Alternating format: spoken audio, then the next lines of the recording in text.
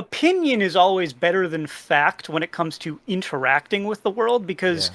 there will be no unbiased source in the world.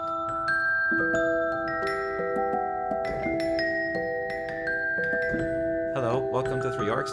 Today we have a guest star from a writer of Dolmenwood. He's one of the contributing writers, Brian Yaksha. Hello, Brian. Welcome to the channel. Hey, thanks for having me here. My name is Brian Yaksha, and I was given the great privilege of being able to write on Dolmenwood, both for the Wormskin zine back in 2017 and some stuff for the forthcoming books. Excellent. Yeah, I contacted you on Discord because I was looking for more information on a dungeon I was running called The Hole in the Oak. And I wanted to convert it and bring it into Dolmenwood. And you answered me and some others about a blog that you wrote called An Attempted Framework Conversion for Hole in the Oak Set in Dolmenwood. Let me go ahead and show that to you real quick. Hmm.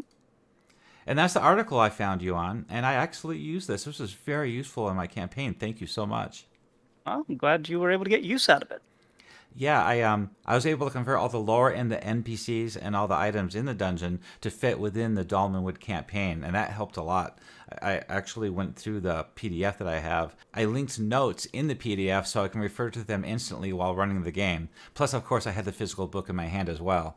But it was invaluable having this website up with a PDF that with my notes on it. So thank you so much for that. That helped a lot. Nice. I'm glad you were able to get use out of it. That's pretty much the whole reason I wrote it. Was Yeah, yeah. I see you wrote that back in March 4th, 2021. Um, yeah, you haven't written anything else converting any of the old OSE modules to convert into Dolmenwood. yeah. You've been doing other things?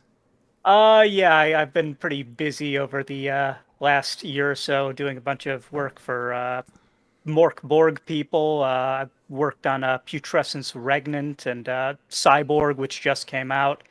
And yeah, I've just been busy working on other stuff. And whenever I have something that's like, oh, could this be a blog post? I end up writing something that's like 30 pages. And it's like, maybe this should just be a zine thing. And then it rots in my Google Drive until I eventually get around to doing something with it. Yeah, at least get it out on a blog so people can enjoy and use it like you did here. Yeah. In fact, I see you have an archive here of a lot of articles you did write in the past. Yeah. I used to do quite a bit more blogging. That took a bit of a back seat over the past few years due to the current existential situation we find ourselves in. But Mhm. yeah, I generally, if I post something on my blog, it is something that I am going to use with like a group that I'm running through something. And it's sort of a, well, if I'm going to use this and someone else can use this, then I'll just put it out there for anyone to have. Because why not? Doing this gained you attention from Gavin Norman, and he asked you to contribute to working on Dolmenwood after this article you wrote. Oh, no. I think I got Gavin's attention back in 2017. Might have been a little bit prior to that. I think it must have been. Uh, when I wrote a series of articles called Dogs of Dolmenwood, because I know how my players like to play in a setting, and it generally involves them getting an army of animals and hirelings and henchmen and just whipping them into a frenzy. And so I just wrote some dogs and yeah, I was contributing just in general, just a lot of, ideas and thoughts back in the old Dolmenwood Google Plus group. Wow, Google Plus group. The dogs you refer to them; those are henchmen or retainers, right? Is that what the Yes, dogs are? yeah, Okay. they fit into that general niche, yeah. So you wrote a bunch of retainers or henchmen or dogs, and you ran them through a dungeon to see if they would survive. Uh, no, I just wrote a bunch of dogs and found a way to make them and the various breeds of them fit into, this sort of rural forested setting. And then I designed all of them because I had a play group at the time. And Eventually, they did end up purchasing a dog, and then they were too scared to have it do anything because it might get hurt. So, That's so as funny. In my campaign, the same things happened. We have a player that's enamored with creating using the auto generator for creating NPCs. And Mhm. there's a pretty good one. There's a pretty good one out there that actually gives characteristics to the character and background and personality. So he keeps rolling these up, and also some dogs, war dogs, to go with the party. And in the campaign we're running right now through the hole in the oak with your notes, in 8 sessions we've had 13 deaths. Oh my goodness. They're bad players. Yeah, They're I not mean careful. that's sort of the fun of old school style play is everyone's on the same page that, these aren't bespoke characters that will withstand the test of time. These are disposable people that you will grow attached to as they survive. Yeah, they do. Two of them made it to second level, the only two survivors, and everybody else keeps starting over again.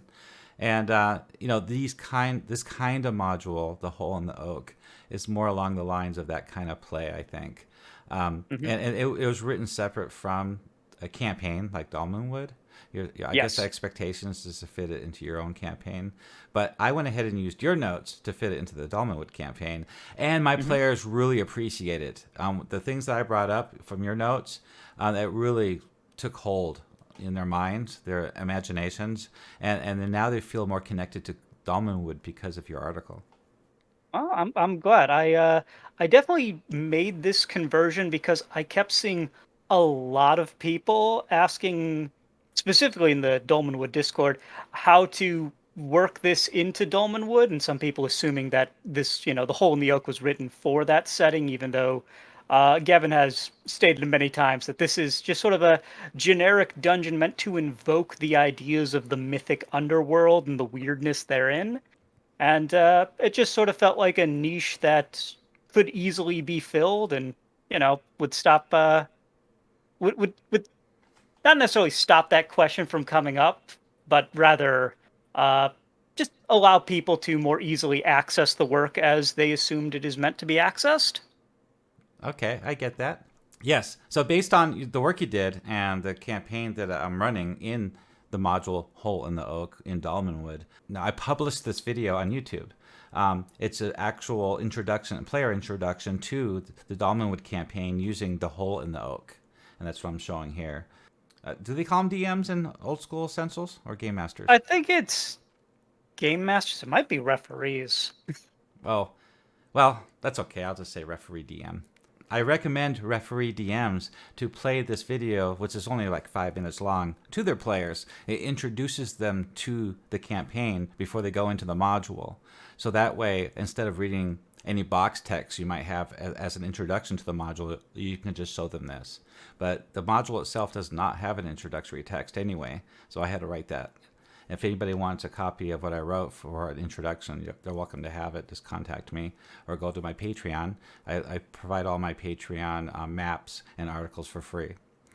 Okay, so Brian, this section of the interview, I would like to go over some questions with you, see if you can answer some of them. You can answer them together. They're in no particular order, but I know some of the fans of Dolman would like to learn more about you and what you do.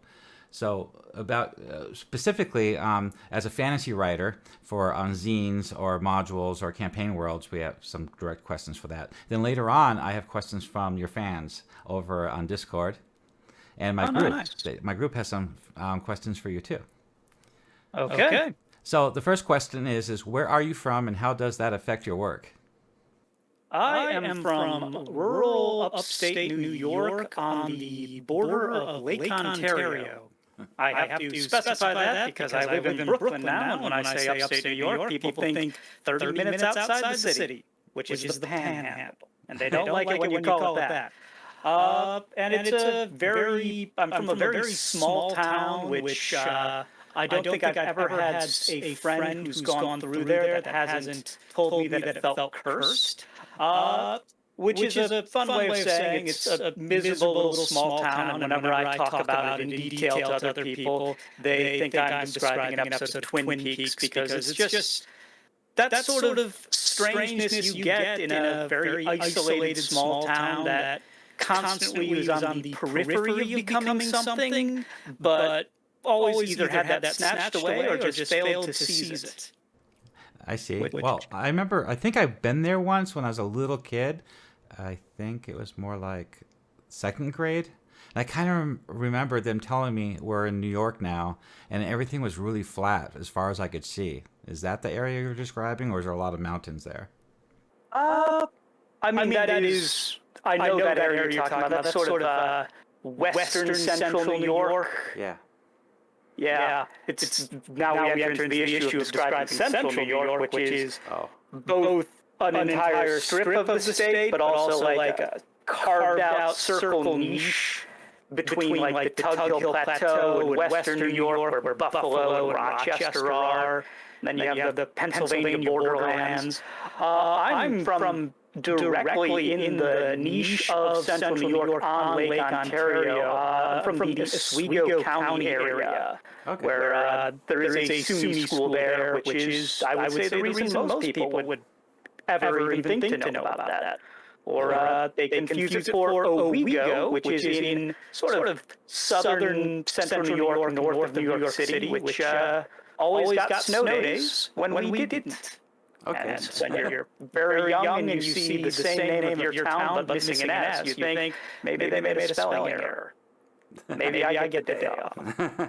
That's great. Well, you grew up there, and when did you realize that you wanted to be a writer? Oh, geez, that's I would say probably in early high school is when I first started like really writing in general. Back when, probably early high school. I don't know if I wanted to be a writer proper at that time, but I really got into writing short stories, and because that was really what I was reading while most people were, having to read the assigned readings for class and stuff. I would read those, but I would also go looking for like short story collections because those were more consumable for me, rather than trying to just sink your teeth into a novel which might totally botch it in the last few chapters. Which I've grown to love those books more than the ones that successfully execute everything, because then you're like, how did you screw this up? Let's figure that out. That's more fun to me as like a clinical dissecting mind. But So you've only been writing for 10 years then? I mean, I'm 31 years old. I've been writing for probably at least 15, 16 years. So about half my life. Because you look really young, so I can see. That's thank you. So the next question I have is, what is your work schedule like when you're writing, and what would you say is of any interesting writing quirks that you have? Oh God! Well, I just finished a huge manuscript for the Best Left Buried people at Soul Muppet, and I think my writing schedule for that was I would wake up, move 3 feet over to my desk, and then I would write for 12 hours, and then I would fall back asleep on my bed, and I would do that for about a month and a half. You can write for 12 hours. That's amazing. Yeah, it's weird. There are cycles through it, but I'm generally based in like research writing. Like I want to know everything that I can know from my vantage point about a subject before I want to extrapolate on it and make it my own. So once I've gone through that process, which is me reading a bajillion books, it's really just a matter of burning through all the energy stores until I've got nothing left, and then hopefully the book is done. Yeah, I do a lot of reading too for my research. I'm more of a hack. Yeah. I'll take information and then I'll reword it to fit for my use in my campaign. I'm not a real writer like you are. Oh, thank you. So the next question we have is, what was one of the most surprising things you learned in creating your articles, and what's your biggest artistic influences? Honestly, the amount of people who can use them, I mostly, like especially earlier on in my blogging. It was just sort of like, here's a thing that could fulfill a niche, but it's often very specified to the point where it's surprising that people wanted it that much. Like, for example, like writing these dogs, where it's like, yeah, I could have just written, here's a bunch of stuff you can use for stat lines for dogs and stuff, and personalities and traits, but if I come up with, I believe it would end up being a D12, but it might have been a D20 of dog breeds, and like some of them are weird pugs or like really gawky borzoi that are corrupted by the woods, and you can roll and have one of them be like toothless but enjoys to bark and bite and has a spastic colon. Then it's like, okay, well, I guess the specificity of it being something that people desired sort of caught me off guard, but that's pretty much where I've made my role in writing things.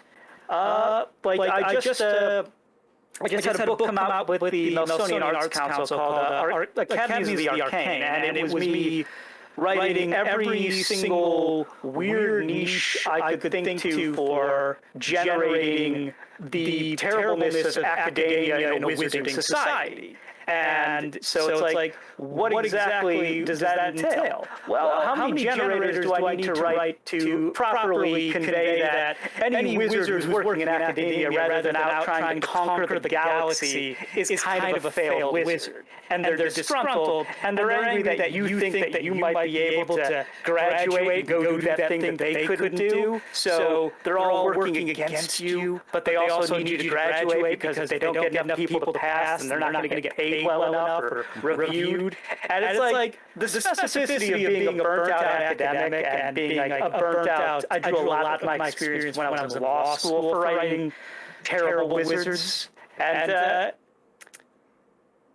so I guess to long and short it, the specificity of things and how people desire that, and I think primarily because it gives a sense of like real integrity to why things are the way they are, even if they're illogical or nonsense, is something that people really desired. And I guess I was surprised that I seem to have been one of the few people who was like really aiming to fit that specific,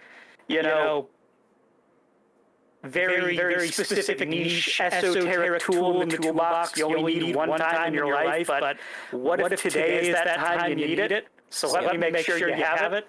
That's how I prepare my campaigns, because the players might not go somewhere or do something, but I prepare anyway, just in case, so I'm ready, so I can control my pace and timing in the game, which is really important to a fun game.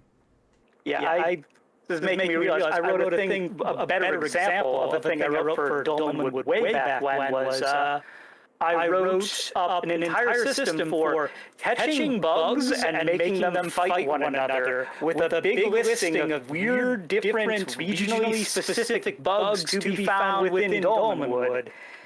Wow. And this was all based on the idea of like, Gavin put out a list on one of his old blogs of the various things that will be covered in this book, and I can't help but notice that bugs were on there, so let me cover bugs. That's awesome. You know what's funny is, what's interesting is the modules.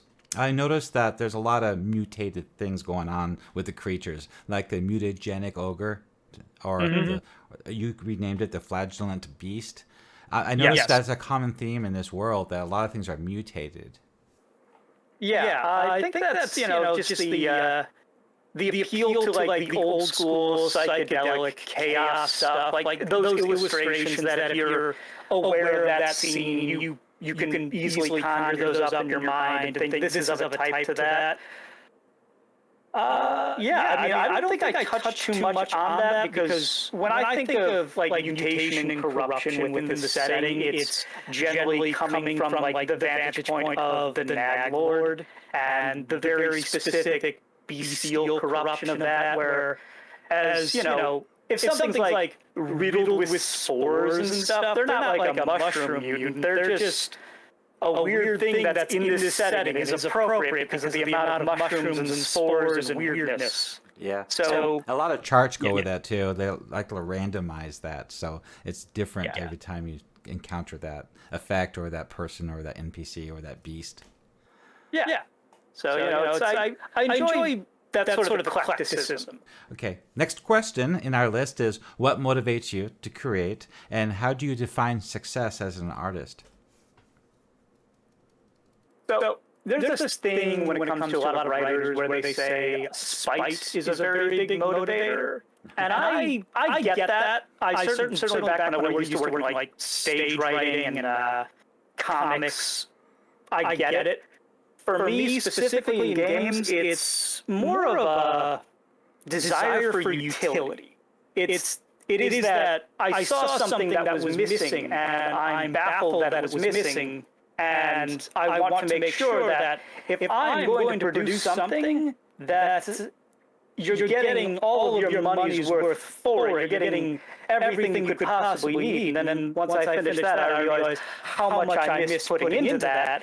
And then it's like, well, live and learn. Let me put that in the next thing. So it's sort of a vicious cycle of pursuing the idea of the magnum opus, which were to actually exist would be such a cumbersome thing that nobody would be able to ever use it. It's funny that you say that, because I found things over the years. I've been running D&D for 40 years, since I was in grade school. Since grade school. And, I started when I was 1 year old, so I'm only 41 right now, right? No. So I come across things that I find that are missing. And one of them, which I always had a problem with over the years, is wizards. That nobody's really put wizardry into wizards. It's always just a basic character class in D&D where you have a dagger or a staff and you cast that 1 or 2 spells, and you get higher level, you get more spells to cast. But it's pretty two-dimensional as a character. Mm-hmm. All you can do is bring personality to him and play him. Yeah. But when it comes to wizardry, I know a few people over the years have created wizard schools, universities, and you can add that to your campaign, which is great. And I've done that too. I grabbed one of those articles and put it in my Greyhawk campaign.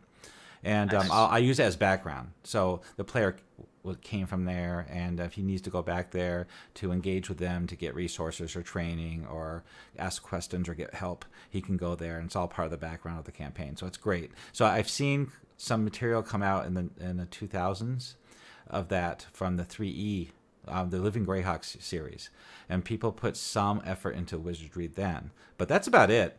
I'm talking about casting spells. And I know there's some random tables out there about side effects of spells. If you don't roll well enough, the spell that you try to cast, some weird effect happens. So what I've noticed, that nobody's in this campaign world, Old School Essentials and Dolmenwood campaign world specifically, that they didn't add anything interesting or unique or mutagenic to wizardry or spell casting. They did do some of that for the Friar. The Friar has some personality in the campaign world, but wizards really do not so far. Because I have a wizard in my campaign, and I had to think of something. How can I connect him to my campaign? The only thing I could find was the court wizard in Brackenwald. And he's just a guy, he's just a powerful wizard, and with some personality and background. But there wasn't really any kind of organization to tie him into. And I think somebody needs to work on something like that. I think that'd be great.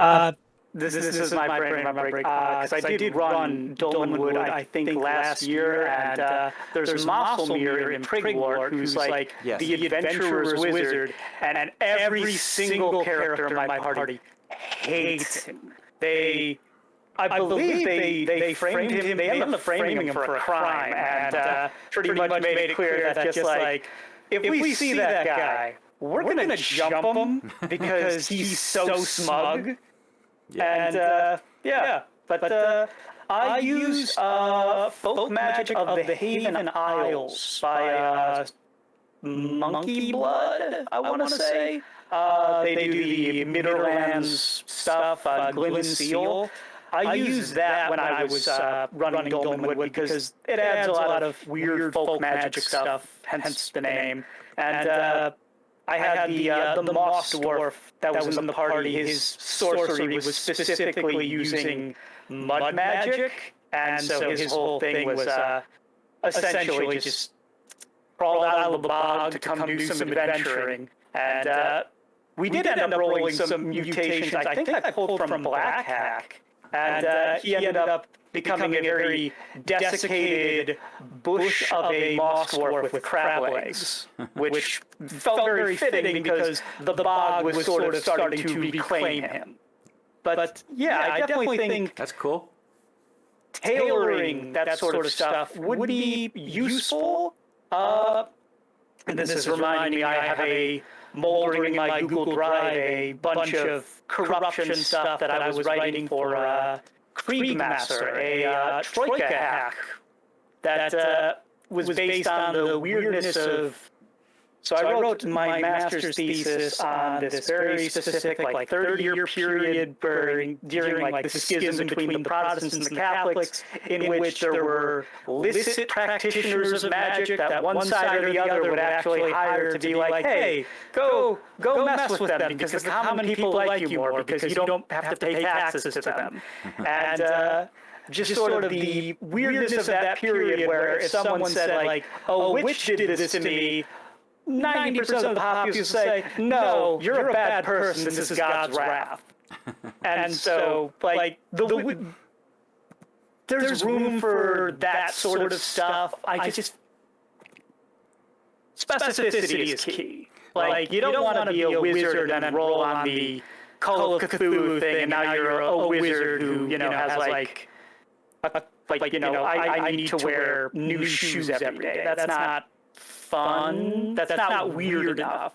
What's missing is any kind of interesting Dolmenwood specific organization for the wizards. Because you got the Druin, you got the witches, the goat people, and you got whatever else there is, the Goblin King and his network. So you have all these, and then you have the One True God and their network and their chapels and churches. And the friar. And so everybody has their own thing, this flavor, this organization of who they can belong to or who they can connect to. But wizards don't, that I found so far. I mean, sure, you can shoe in a background to the High Mage in Brackenwald or Dragomire in Prigwort. What's his name? Mosselmeyer, sorry. You can connect to him too if you. It wouldn't seem like a good fit to me, but yeah, you could. So, but there isn't anything written for that kind of organization for a player to draw from, and also to lend a certain kind of tone or personality of magic into the campaign, arcane magic, because the One True God is divine magic, but what I'm talking about is arcane magic, and that'd be amazing if they can add some flavor to that in the campaign. Yeah. This is my. I'm looking over the PDFs right now and thinking like, that is not touched on because of the presence of witches in the room. That's curious. I have some ideas I can share with you guys, and I'm not a writer, so I can't write the article, but I do write articles on World Anvil. I use World Anvil to develop my campaign world. The Cults of Greyhawk campaign took me 4 years to create with over 1,500 pages. Of World Anvil, and I've also written articles and created charts and drew mini maps using Wonder Draft and Dungeon Draft and GIMP and Photoshop. But I'm not a professional published anything, and so I wouldn't mind collaborating and sharing some of my ideas because I got some definite ideas of making magic more unique and interesting into a world. So I can show you guys that later. But let's move on to another question. Okay, next question. Do you have a network of other artists, writers, and how do they support you or each other?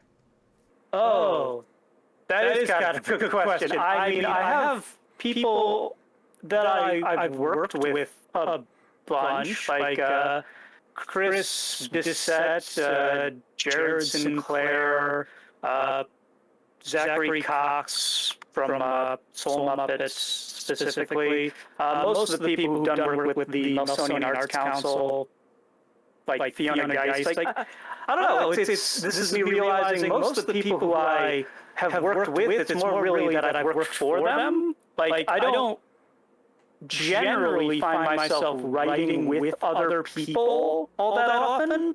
But I think that has a lot to do with my personal predilections of like as a writer, where I'll just sort of go hog wild and burn through a bunch of material and then just hibernate for a couple weeks. I do have a bunch of like, artist cohorts and stuff from back when I used to work in comics, but yeah, I guess generally speaking, I don't often collaborate. Not that I'm opposed to collaboration. It's just sort of having the right time and mindset and being able to, convey something that all parties are agreed on versus me just being like, hey, that's a neat idea. Do you mind if I try and do a spin on this? And then once I'm done with that, being like, I have expended my interest on this concept and now we'll go do something completely different. Great answer. Okay, let's continue with the next question. So here's some good ones. All right. What have you been working on lately, and what's your future goals? So let's see. I just finished a big manuscript for Best Left Buried, which I believe y'all should be hearing about sometime closer to the end of the year. Academies of the Arcane with the Smithsonian Arts Council just became available for sale to the public. There's probably 3 or 4 other things I'm forgetting. Oh, right, I'm writing a dungeon for the Old School Essentials latest Kickstarter, which I need to send to Gavin probably by the end of this week. I'm a member of that Kickstarter, and I'm waiting for that delivery. And I've got the big package, so I'm expecting all those like 7 adventures that they're sending us. I think it's 7.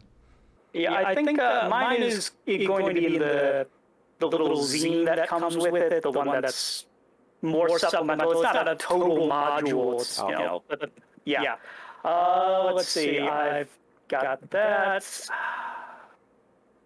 See, I've got several projects of my own, which, were I to talk about here, I would then feel no desire to finish because they're like, well, people know that I'm doing it, so I don't need to remind them by actually doing it.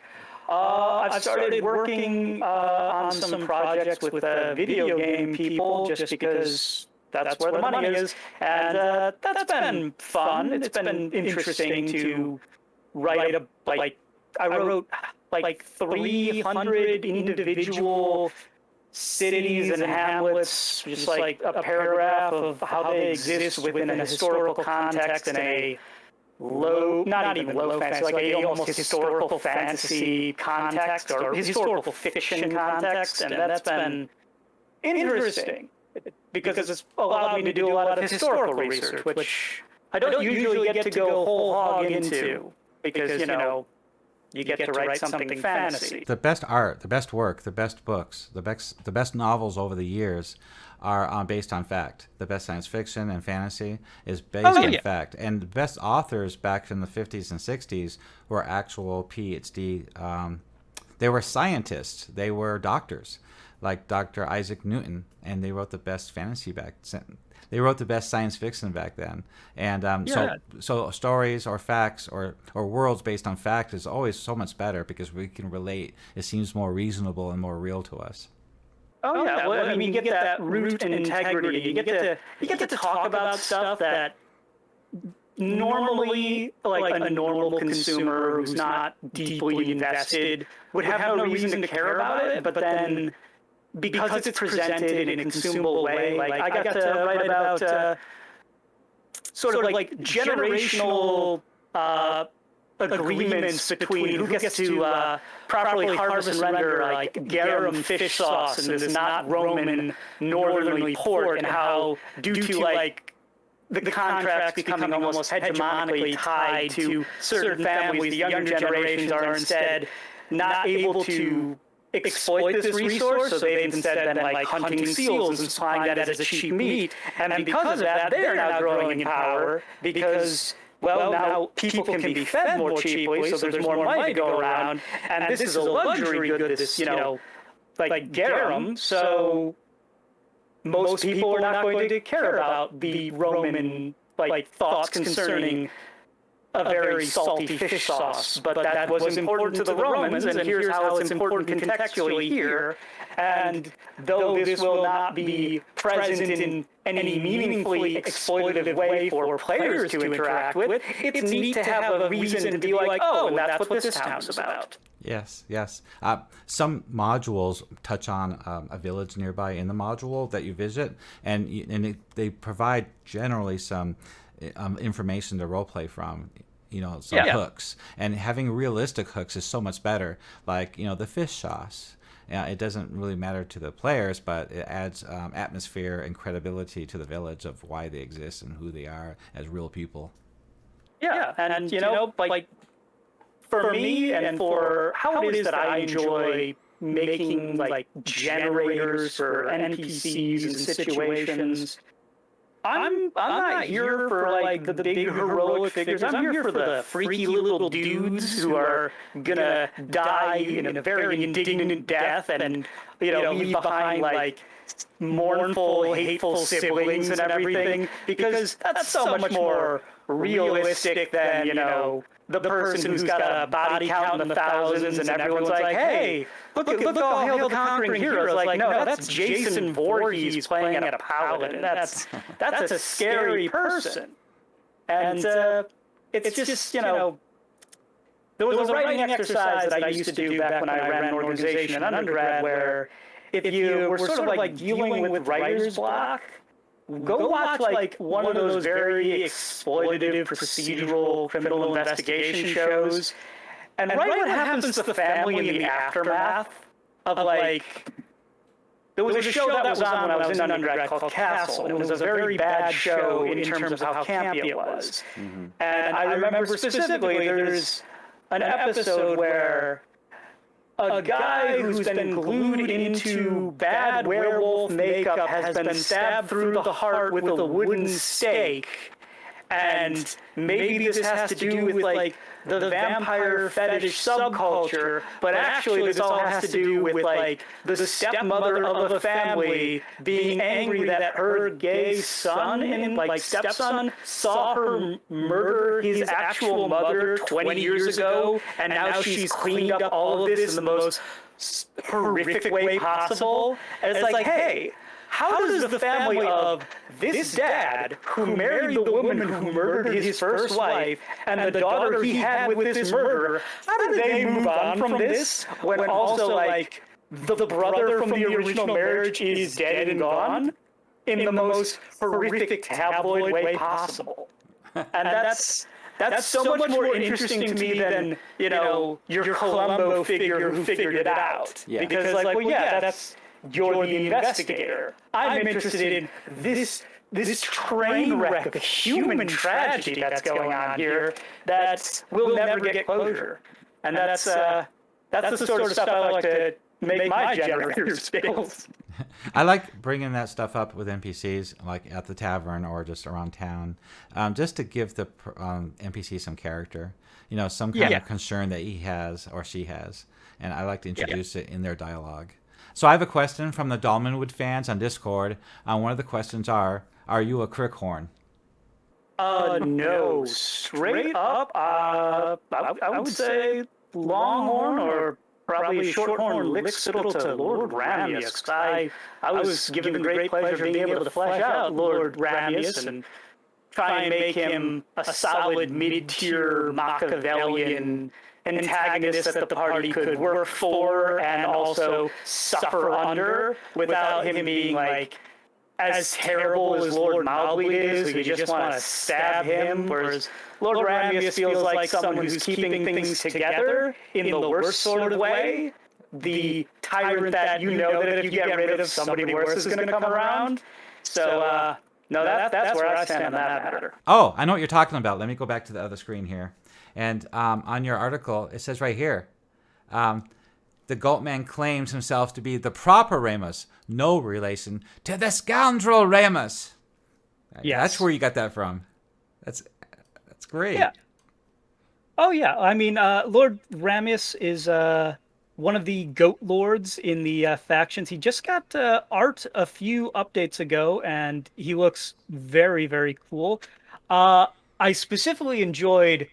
He had a coat of arms on the original Dolmenwood map, and his symbol did not...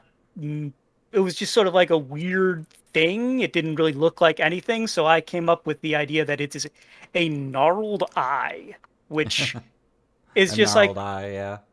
it's like that's a weird way to describe an eye. An eye doesn't typically gnarl, but it felt very appropriate for, this goat lord and the various, pies he's got his fingers in. The background and lore is very deep in Dolmenwood. It's not superficial at all, and it's hard to grasp. I find myself reading the history over and over again just to assimilate it, to understand it as a whole, because Hmm. I want to get in the NPC's mindset of living in that world and be able to talk about things in that world. And they have to you have to be fully immersed in this world to really portray the information to the players. Because I don't like reading just background to players. It's boring. Yeah, You don't want to read like, okay, this is the history of the world. Sit down for 30 minutes while I read this. That's bad. So yeah. it's best for the DM that knows the material well enough to share it, to parse this information to the players throughout the campaign through different NPCs and their comments and their questions and answers. Opinion is always better than fact when it comes to interacting with the world because Yeah. there will be no unbiased source in the world. And like that's just so much more entertaining for, rather than just being like, nope, this is Lord Bad Guy who does the bad thing. It's like, well, okay, or it's Well, also like the reductiveness of like, and these are the good guys who do the good thing, and it's like, really, because they're letting all this other stuff happen. And it's like, if you just allow it to be based in opinion and biases, then you do get a better sense of what people consider to be good, and you don't have to deal necessarily with the issues of like, well, it's very messed up that these are the good guys and these are the terrible things they allow to propagate. what I had to do here is, based on that sentence, based on that reference there, what he says to the party, I had to piece together a whole dialogue of what he knows. Because, okay, the party goes there and they interact with him and have tea and biscuits, or crumpets, and he starts talking to them. It's not going to be a superficial discussion. It's just going to say, "Oh, do you like your tea? Is it warm enough? Is it hot enough? Are you comfortable in your chair? Do you like the biscuits?" And they're fawning all over the mighty strong players. And it's not going to be that. It should not be that superficial. You should have. Obviously, the party, the players are going to have some very specific questions to the Goatman, and Hmm. um, and so I have to, as a DM, know what those answers are. I have to figure out what this person, this leader of the Balefire Club, the head Goatman. I don't have the notes in front of me, but I have to know exactly what he knows. What he knows about the gnomes, what he knows about everything else in the dungeon, but not just that. His history, why he's even here, what's going on politics-wise about the Elflands and the goat people, and what happened to him and why he's here. And that's a good question that a player will ask. He goes, "Why are you Hmm. here?" And they want to know why he's here because they're trying to figure out if he's bad or good, if he's an enemy or not. But so far they're not sure. So I have to. What I did was I wrote out all these questions and answers before I even ran this session because I knew how important that will be. And I leaned heavily not only on the Dolmenwood material but your article too because it provides a lot more information. Nice. I'm like looking at all these different articles at the same time. That's why I don't always look straight at you because I'm looking at these articles. No, Okay, no, I'm looking over various articles of what I've read and stuff right now too to make sure that I'm not, talking out the wrong side of my mouth. so we could talk for like an hour on this article itself, but there's the flagellant beast. But Yep. I want to go ahead and continue with the questions here. So I got a couple of questions left over. We have more questions for you, Brian, from J. Sebastian Pagani, I think. He's one of my players. He wishes he could be here, but this is the first question he asked. He's asked the question that why would anyone want to play a Woodgrue character? I can understand elves and dwarves and half-orcs. Perhaps I'm used to those things. But I look at the Dolmenwood classes and think, why would anyone want to play a Grimalkin or a Woodgrue character? There you go.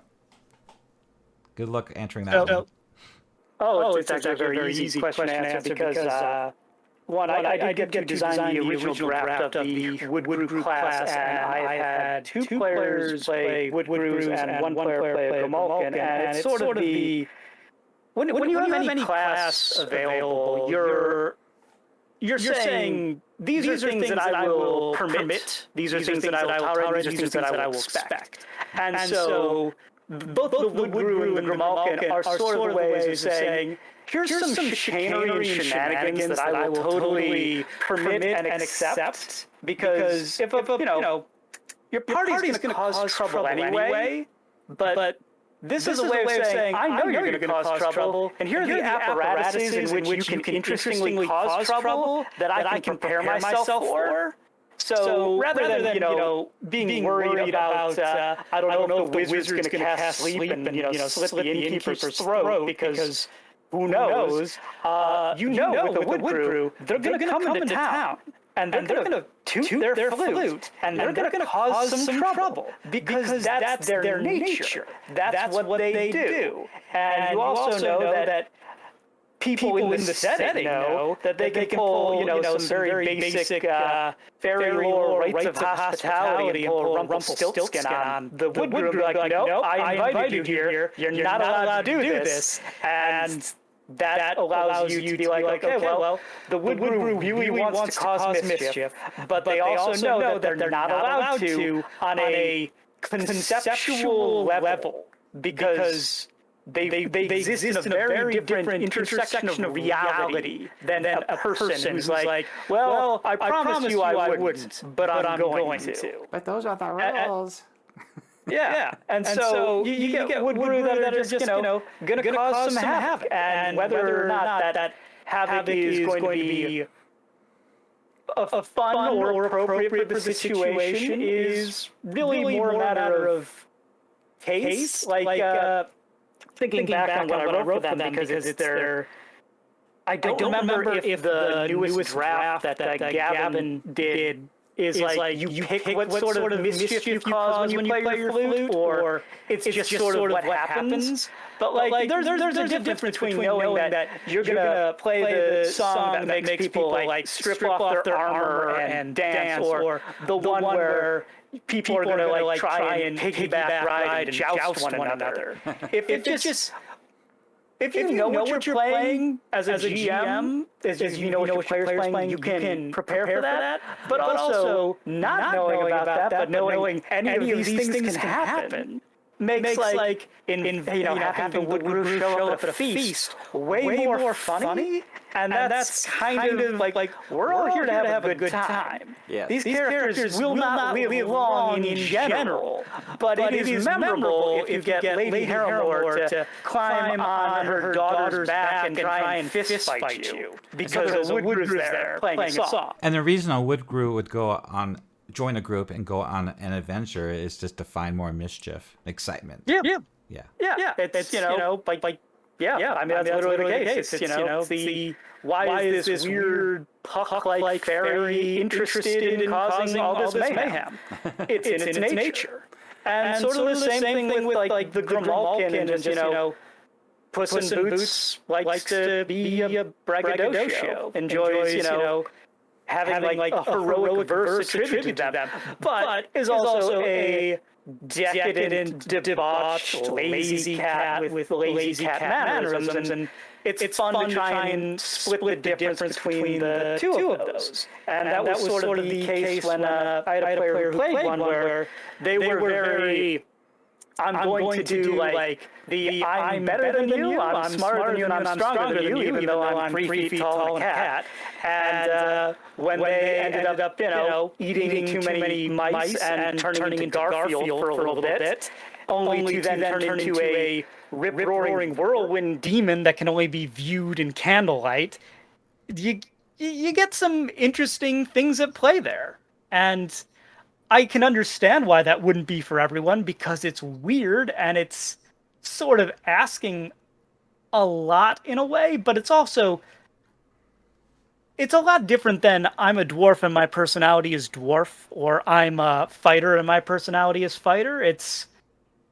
There's enough personality inscribed into this is a thing that is weird and this is what it's about, that I think, not everyone needs to play one, but it's fun to be allowed to. And that's kind of where I'm at with and some players like that. They want to do something like that. I think, remember back in the Dragonlance campaigns, we had the halfling race called Kinder. Kinder. And they were fun-loving and mischievous. And Yeah. certain players love that kind of character, even though it annoys like more serious players like the wizard or a paladin.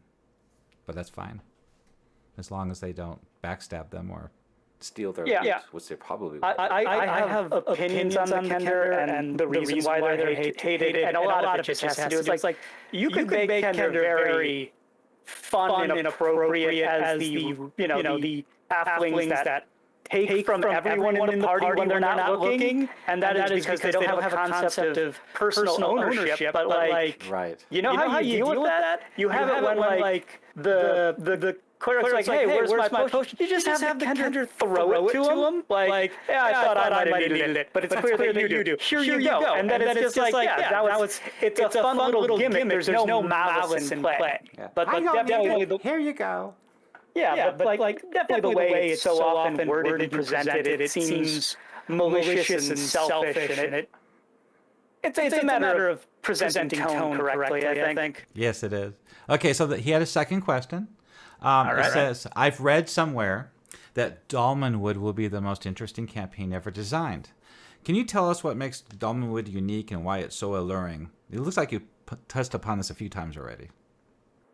So for me specifically, I grew up in the backwoods, and I spent a lot of time getting lost in the woods as a kid, and being thankfully living in a wooded area where you can't really get lost and go missing and wind up missing forever because the lake is on one side and then civilization's on the other. And so, like even in a straight shot, you'll eventually find someone's yard. And just wandering through woods and feeling not necessarily like you're an intruder, but like you are a stranger or a visitor, just sort of taking in all of this strangeness and beauty around you that might be too small or too large for you to really perceive.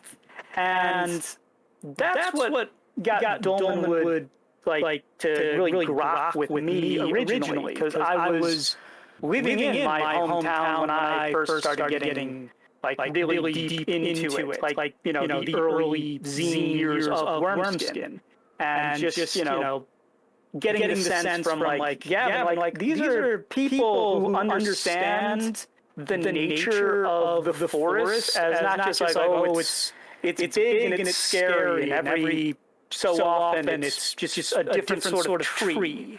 It's like no, there's all these weird, interesting, subtle narratives going on that you can find if you're looking for it just in the nature alone. And the history of piled onto that. Like the amount of times I found the occasional like grave from the War of 1812 just in the middle of nowhere in this backwoods, or like a big old ditch that somebody dug in the middle of the woods for no reason I can fathom, or the amount of hammers I've just found in the woods. It's just like miles deep in the woods.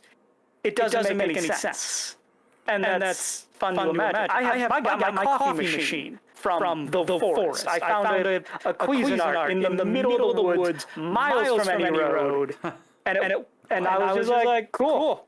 I hike a lot, but it's all I'm in Arizona, and there's a lot of hiking trails here, and we have 10K mountains here too, and I do a lot of hiking, but it's mostly high plains desert, and we do have mountains with pine trees in it, but the ground is more rock, and it's not black earth, like it would be probably where you're from. It's not as mystical or fairy-like, probably. There's no tall, waist-high ferns where I'm from. There's a few, but you don't see them very often. And so I could just imagine what it's like to go hiking back east, like the Appalachian Trail. Yeah, I actually never. I was going to do the Appalachian Trail, and then COVID happened. Me too. Well, I was going to do it, but I was working. I had a job.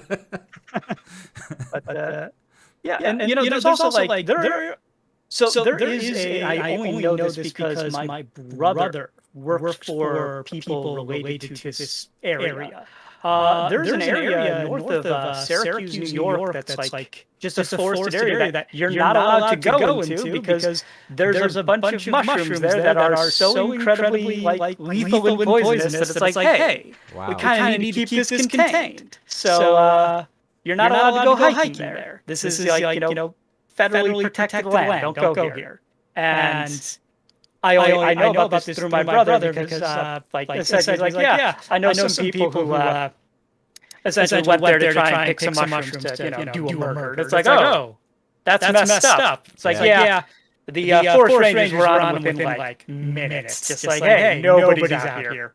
So you're clearly not doing the right thing. Is Dolmenwood so compelling and alluring? I find myself always wanting to return there because of a response deep within the human soul to the beauty of the archetypes that emerge there and are suddenly alive beside us? It's a question.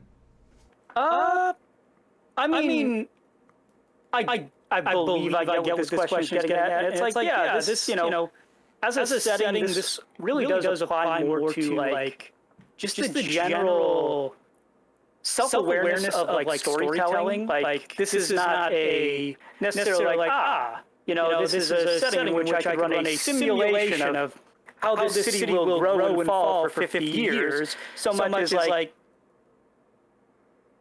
it's a place in which stories take place, and it seems to be self-aware of that. There's sort of like a Canterbury Tales quality to it that I personally enjoy, but it's also very much like the Canterbury Tales by way of A Knight's Tale, the movie from like 2000 with all those people in it who name I can't remember, but the guy who played the Joker in The Dark Knight, and I can't recall his name, but he passed away. Yeah. And so there's a lot to it, but it's self-indulgently seems to be aware that this is a place where a story will take place rather than this is the kingdom in which all this political intrigue will happen over time, and like the grand tragedy of it all. It's like, that's there. You can want that to be there for that, but this is a very fictive place. It exists for the purposes of fiction. And I do think that's something that's not present in enough settings. You get some settings where they'll run on like, oh, this is the high heroic where you're the big damn hero doing all this cool stuff, but you don't get that sense of this world truly existing, even though it's going to try and make itself feel like it exists. Whereas Domingwood, if you go to Dreg, you're going to see, the Dregs folk who are getting into bar fights and getting bad new tattoos and trying to hop aboard a riverboat and sneak into the Shantywood castle so they can get into some gambling and debauchery. And it's like, yeah. That's what this episode is about. That's what this chapter is. That's what this town's about. And the town still feels like a real place because, it's a miserable little port town. I'm from one of those, so I get it. But it also isn't just like, oh, well, let us be morose about the herring harvest this year being less than before, and we may not be able to pay our taxes. It's like, well, that could be interesting, but you're not focusing on the part of this that is fun and accessible. And I realize this goes a little bit hypocritically against previous things I've said with regards to like that root of integrity. But I think it's more a matter of tone in this case, where Dolmenwood's like, you can care about these things if you want, but here's the part about it that makes it fun. Right. So that's sort of where I'm at on this with regards to that. I think maybe it's the way I present the campaign when I'm running it. My intentions at first was just to run this module for fun and to vet new players into the group and teach new players how to play the basics of D&D, the fundamentals of D&D. It's hard to teach new players that's never played before, ever, older or new. I have teenagers in my group, and I have older people in my group, like their parents. And, they have a trouble understanding some of the concepts of D&D. And I thought and I found that this module is perfect for that, just to run it. But as I noticed that as I'm playing more and more, as I'm running it further from session to session, and I included Prigwort, and I started including into Dolmenwood, it's starting to come to life in that way that's based on what this question was about. I think that's why he asked this question, because he noticed the difference between this campaign and my Greyhawk campaign and the B2 module Keep on the Borderlands campaign, which is more of a realistic type campaign. You know, it's just normal people on the Borderlands with a fort. I try to make it as realistic as possible in a real, more highly fantasy world. I guess it's a high fantasy campaign. Even though you can limit magic items in the campaign, it's still kind of considered a high fantasy campaign because there's so many casters and magics in the world. Where Hyperborea, they're more a human-centric campaign with hardly any magic or casters or magic items in the world. But this one seems to be like a high fairy magic realm, fantastical mystical magic realm. What would you call this? I would say that this is. I don't want to say it's fantastical realism. That's its own thing, but like it's also not necessarily like high medievalism, but it's Folktale. It's one of those. It's very folktale, folkloric in tone because people know that like elves and fairies and stuff exist, and sometimes they'll come to town, and sometimes they'll wreck your life up. But there's a difference between like there's a +1 sword in every shop versus like no, there's the one smith in Langshorn who is able to actually do this, and the reason he's able to do this is because of this thing. And if you find something magic in the woods, it's probably belongs to somebody. And if they're not dead, they're probably a fairy. And if they're not that, then you've probably stumbled upon something very important, no matter how weak or strong it is, because you found I don't know, like a magic ring. And it's like, okay, well, it doesn't do much more besides like give me, better AC, but somebody probably knows why this ring is important. And that's better than just going to your wizard and getting one enchanted.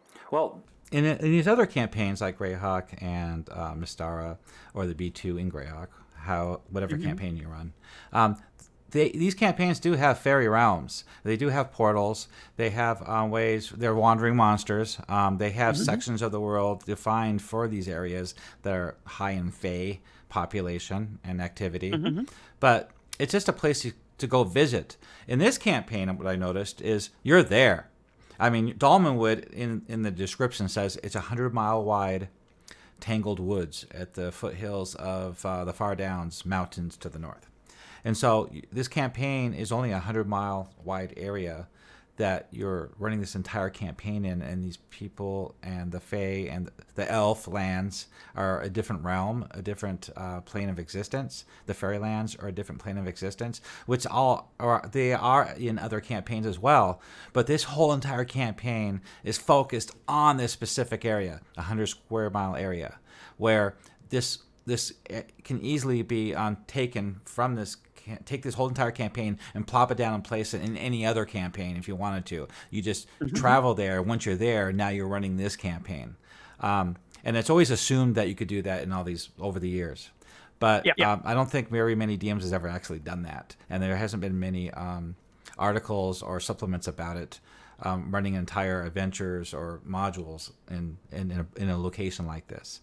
So this is the first time anybody really focused this much on it. Yeah, I think I know a few people who have talked about putting Domingwood in like the Midlands or in like real world England. And it's like, okay, well now you just have your fighters from London. You're still primarily only in the woods because that's where all of your materials is. But yeah, I've heard them comment they're using real date lines too, like 1130 AD or 1200, something like that. I remember them talking about that, about some people are using the timeline of 1200 AD. So that's fascinating. So I have another question for you. Okay. We'll skip this next one. Oh, this is a good question. Brian, I know you're an author, but this is a good question about the campaign itself. So the question is would the Dolmenwood campaign be a completely different thing if it weren't for all the art that was served to illustrate it? I mean, yes, that's a factually correct statement. It would be a completely different thing if the art was different. But no, I get what you mean. I feel like I'm very happy to see the tone of the art style that Gavin has sort of chosen to go with, because it is that nice blending between sort of the grotesque and the comedic, and that's a nice sweet spot. And I feel like some of my issues with more modern products is that they lack a very... They go for house style over a tonal specificity of the work. And it's nice to see that sort of tonal specificity with Dolmenwood. I do think it would be a lesser work if it was, hyper-realistic and let's make all of these things look believable and 100% could exist in the real world. I like that it has the vibe of you could get somebody to do this in practical effects and costumes and film it on a made-for-TV set back in the 80s, and you would have fond memories of it. Or this monster could be done by the Jim Henson Company on a shoestring budget, and that'd be fun. Yes. And I could see that's kind of what I prefer. I want to watch when it comes. Yeah, that's definitely what I prefer versus, like say trying to make like a Witcher type scenario out of it, where everything needs to be existing and sort of bleak and desaturated. I love that Dolmenwood is, as colorful as the high medieval ages were, because like, hey, all but a few dye colors were actually very easy to come by, and so yeah, people would wear bright colored stuff because why not? White clothes and burlap are going to get stained anyway, and you can't afford to wear the colors that the nobility don't want you to wear because you don't have 10 million snail shells to crumble and make that purple nacre dye. So yeah. And they also made a law where nobody's allowed to wear colors below your station, which is popular in civilization of the medieval ages.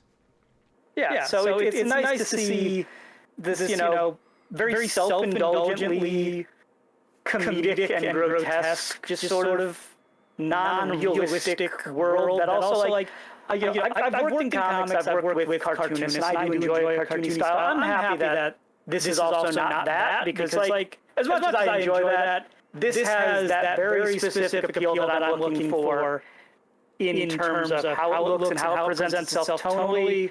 And if it was a little bit more lighthearted in its art style, I don't think the weight of the darker elements would have as much staying power as they should and do. Yeah, speaking of which, some of the artwork does go a little bit to extremes. A couple pieces of the artwork goes a little bit too cartoony sometimes, and other goes really dark.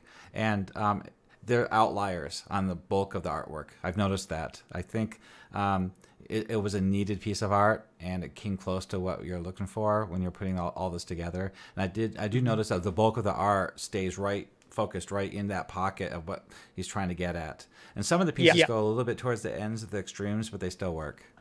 Yeah, and it's nice. There's a nice variety of the granularity, but it's sticking to a tone that is trying to get you to have some fun without necessarily being childish or like, no, you're an adult. Batman can't smile.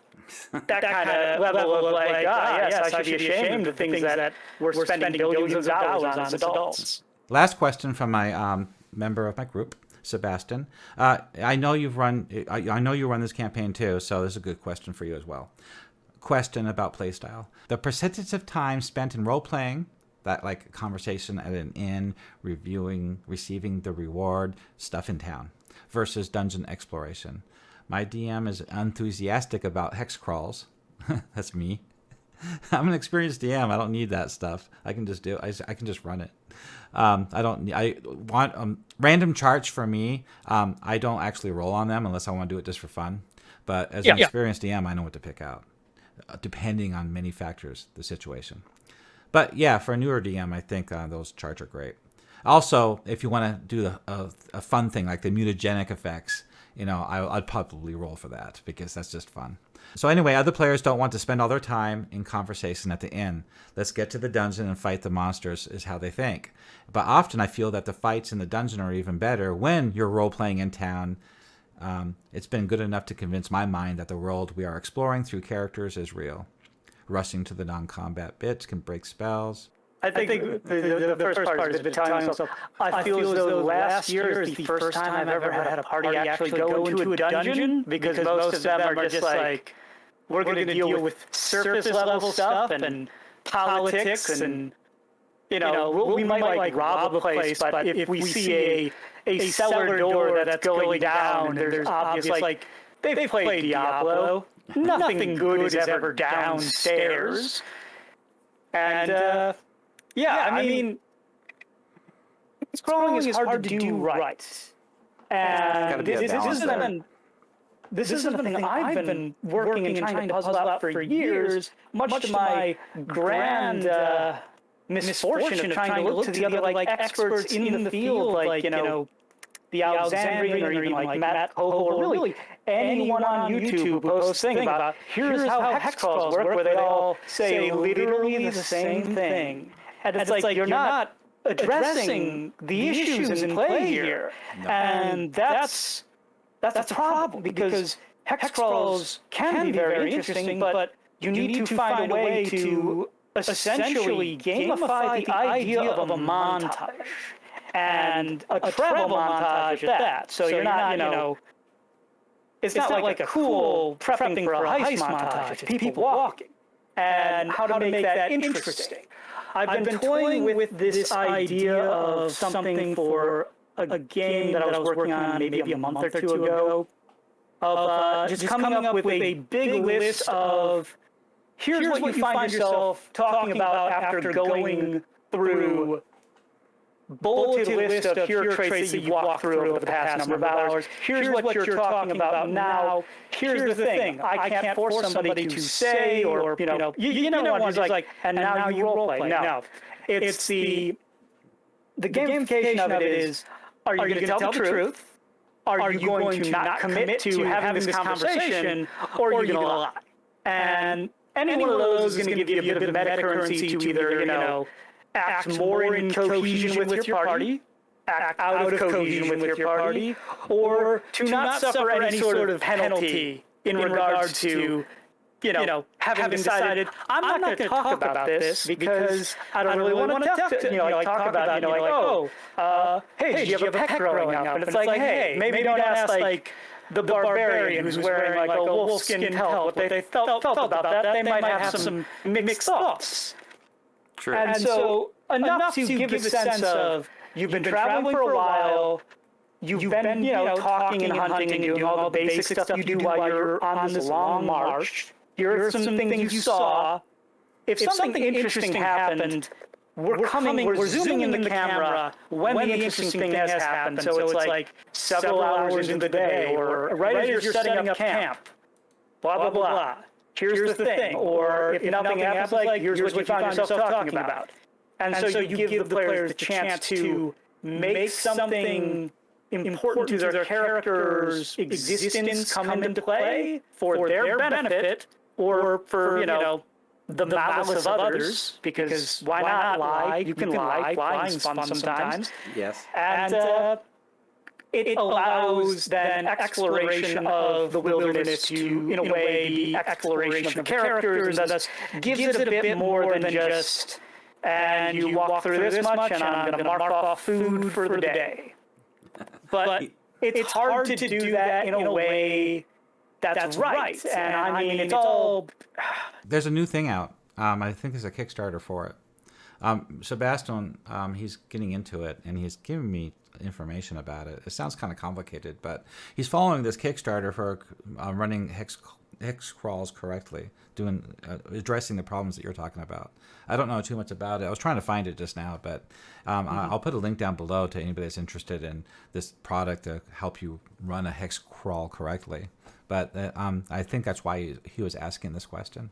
It's the issue of like this is considered to be like one of the fundamentals of play, but it's easily the least iterated upon, the least like explored into how to make this work and how to make this interesting, because there is a lot of mechanisms, cranking along behind the scenes. You've got a lot of various variables and inputs going in, like time of day. Do you have food? Are you hunting? Are you foraging? This, that, and the other. Are you in this region at this time of the day in this season? And I do think somehow finding a way to automate the process would be a hell of a lot of work, and Lord knows I'm hubristic enough to make that attempt. But it's not something I've seen anyone put all of their effort into.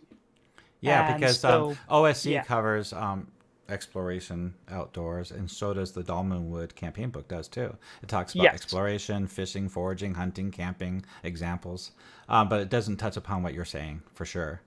Yeah, those are facets of exploration, but it's not necessarily what makes exploration fun.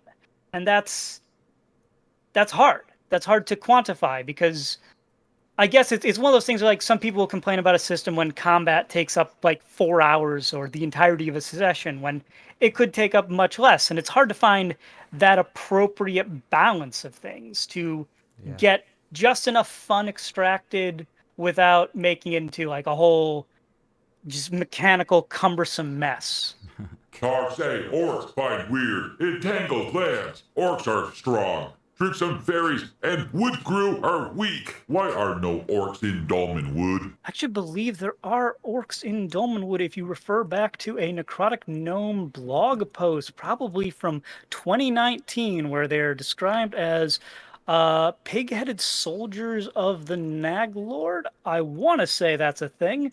I certainly remember there being discussions about this way back when, on the olden days of Google. Why so many gobbies in rocky badlands and mazy swamps? Gobby maggots in swamp always hide. Spit darts make us sick.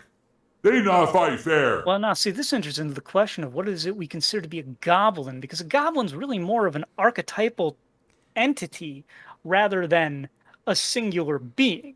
So, any place. I believe Grisnak referred to them as gobbies. Grisnak hate gobbies. Well, I don't know what a gobby is then. I would assume something that has a mouth. So I would assume then anything that has a gob should take place in a place where something is consumable. So your answer to that. I think he's referring to the Goblin King and all his goblins. Oh, well, it's because that's where they live. Yeah, okay. Where he lives. Thank you, Grisnak, for commenting there for your questions. And Brian Yaksha, thank you for joining us here. I appreciate you coming on here. I know you're a busy man, and I know a lot of your fans here wanted to hear what you had to say about Dolmenwood and the work you've been doing lately. Well, thank you for having me. It's good talking about the process. Well, thank you so much. If you like what you see here, you want to encourage me to do more videos like this and interview more artists and authors of Dolmenwood, please go to my Patreon. Every donation there will encourage me to create more videos. If you have any questions for Brian or myself, please post them down below and we'll go ahead and answer them for you. And if you have any requests, go ahead and post them down there also. Thank you so much. I hope you and your players have so much fun in Dolmenwood going forward, and you have a great time gaming. Thank you.